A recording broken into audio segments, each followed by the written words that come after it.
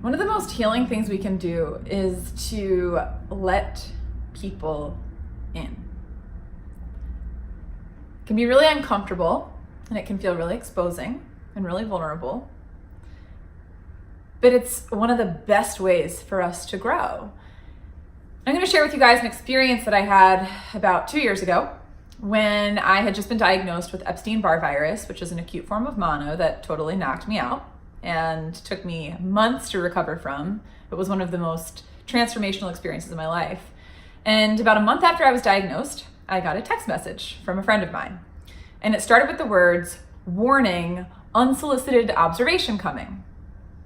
So those are like the messages we want to delete, right? Like in a second. And I noticed that the text message went on and it continued for like a full screen, like the full screen text messages. Yeah, like keep scrolling. It was one of those. So I kind of braced myself and then I kept reading. And my friend said, Rachel, you post all the time on social media about slowing down and focusing less on achievement, but you yourself rarely slow down. And if I may say so, you don't really seem content or fulfilled. She said, "I wish that you could see all of the amazing things that the rest of us see and that you would believe all of the things that you share." So I went back, I reread it, and I wanted to get defensive. You ever have that moment where someone says something to you that's like a truth and you're like, no, that's not true, and you want to like deny it or get defensive or make up a bunch of excuses because that's what we want to do because we're uncomfortable and we know we've been exposed. But all I could say in that moment, I could just like, to be honest, is to write back to her, like, thank you. Like, you're right.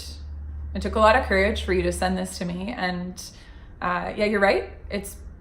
I have not been content or fulfilled. And I appreciate your support and I'm working through it. And she has become such a source of encouragement and accountability and honesty in my life. And she's a very, very dear friend.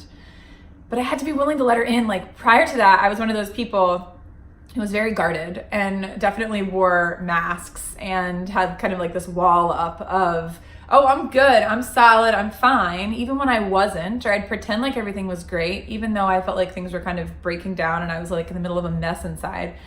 And so her courage in doing that really opened up an opportunity for me to grow. And I let other people over the course of the next 2 years, even still, I've had other people that have just spoken truth into my life and I've let them and I haven't gotten defensive and it's been so impactful. So I would encourage you to think of someone in your life that you trust and respect and to have a conversation that might go something like this with them. To say, look, hey, I'm trying to grow and become a better version of myself. So I'm wondering if there's anything that I say or do that's negatively impacting how I'm being perceived. Are there any blind spots that I'm missing? Now, I really trust and respect you and know that you care about me. And so I would love your honest feedback on that because I just want to grow and get better. So thanks for anything you can share with me. And the goal of this is not to shame, blame, or condemn yourself because that's not effective ever in any way.